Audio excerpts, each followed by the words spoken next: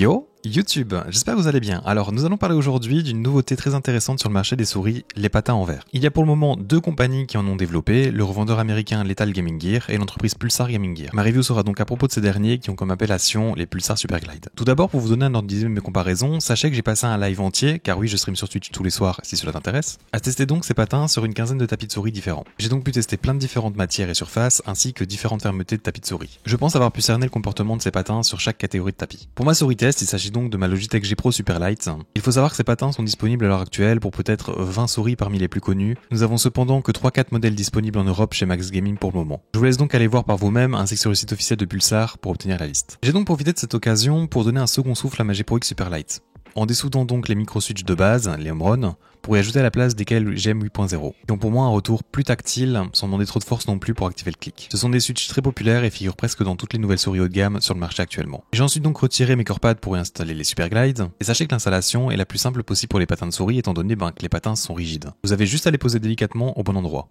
Ils sont assez permissifs et laisseront un tout petit peu d'espace avec les bordures définies. Le rond central de la G Pro est aussi fourni avec, et personnellement c'est quelque chose que je n'ai jamais utilisé normalement, mais je pense qu'avec ces patins en verre cela peut être un bon élément à utiliser car ils offrent un poil de friction supplémentaire et peut peut-être vous apporter un peu plus de stabilité et de contrôle. En tout cas je vous conseille de tester si vous jouiez également sans d'habitude. Et en dernier lieu j'ai donc retiré mes grips blancs qui sont beaucoup trop salissants, pour les remplacer par les mêmes, donc les nouveaux grips de Corpad, mais cette fois-ci en couleur noire. Je suis plutôt très content du résultat, et peut-être qu'elle durera un an de plus, sans super de changement. En disant cela donc, vous pourrez comprendre que oui, j'adore ces patins et le ressenti qu'ils offrent. J'avais déjà pu avoir leur premier modèle, j'avais d'ailleurs fait un tweet à ce sujet, qui était lui donc conçu pour leur propre souris. Mais j'ai fait partie des gens en fait qui ont eu un problème de constance dans la glisse, et je les ai donc pas review. Je me doutais bien que en fait la glisse que j'avais n'était pas normale car elle ralentissait énormément avec la pression que j'exerçais, et j'avais donc des pics de vitesse puis des ralentissements en plein milieu pour le tracking par exemple. Ici cependant, la glisse est comme je l'attendais, et je n'ai pas de problème de constance. Avant toute chose, il faut savoir donc que les Superglide s'adressent vraiment aux gens qui aiment la vitesse. Mais que font donc exactement ces patins? Les Superglide suppriment en fait presque toute friction de base, c'est-à-dire la force que vous exerciez initialement pour bouger votre souris, et elle devient donc presque nulle.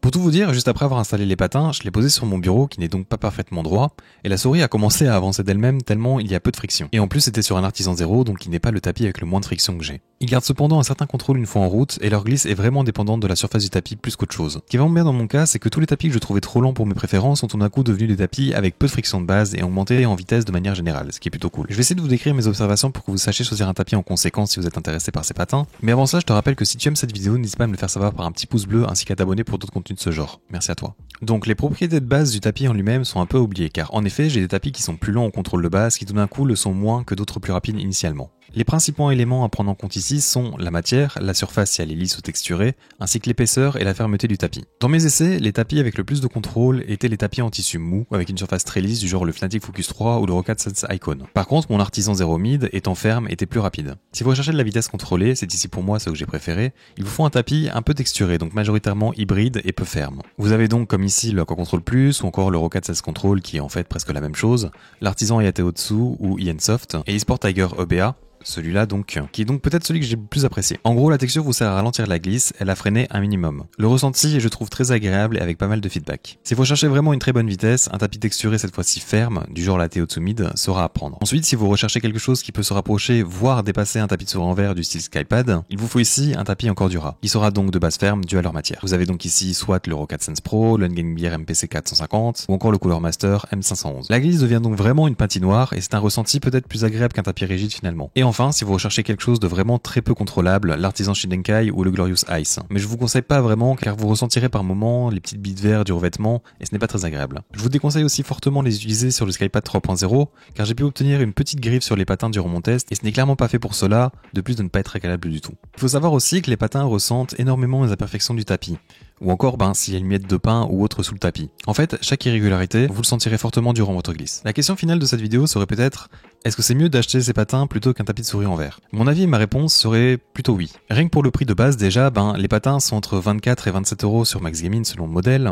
Et si vous achetez en plus un tapis exprès pour ces patins, vous arriverez à un total de 60-70 €, voire moins. Et cela donc comparé à plus de 100 € pour le Skypad par exemple. Vous n'aurez pas non plus de problème de confort car votre bras sera sur une surface molle. Et la durabilité des patins est normalement elle aussi très longue. Vous n'aurez pas de problème de saleté sur la surface car cela n'impacte pas la glisse. Et vous pouvez donc ici personnaliser vos besoins plus facilement car il y a plus de choix de tapis que de patins différents. Cependant, il faut quand même savoir que le ressenti de la glisse n'est pas complètement similaire car vous avez ici du verre sur du tissu et non du PTFE comme sur des patins ordinaires. Et la vitesse ne sera pas non plus équivalente selon la surface comme expliqué. Pour clôturer cette vidéo, je t'indique que je mettrai en description les liens affiliés Amazon des tapis dont j'ai cité si ça t'intéresse. Et j'en profite aussi pour vous indiquer que je suis très doucement en train de préparer le Discord spécial qui aura pour but de regrouper en fait tous les passionnés francophones de souris et tapis de souris. Donc n'hésitez pas à me partager votre hype à ce sujet en commentaire si ça vous intéresse. J'indiquerai donc le lien de ce dernier sous chaque ancienne vidéo quand il sera fonctionnel évidemment. Merci beaucoup d'avoir regardé jusqu'au bout. N'hésite pas à lâcher un petit like pour m'aider et à faire connaître cette vidéo à d'autres personnes grâce au référencement YouTube, ainsi qu'à t'abonner si ce n'est pas encore le cas. Et j'espère donc vous revoir dans un futur proche et je vous dis donc à bientôt.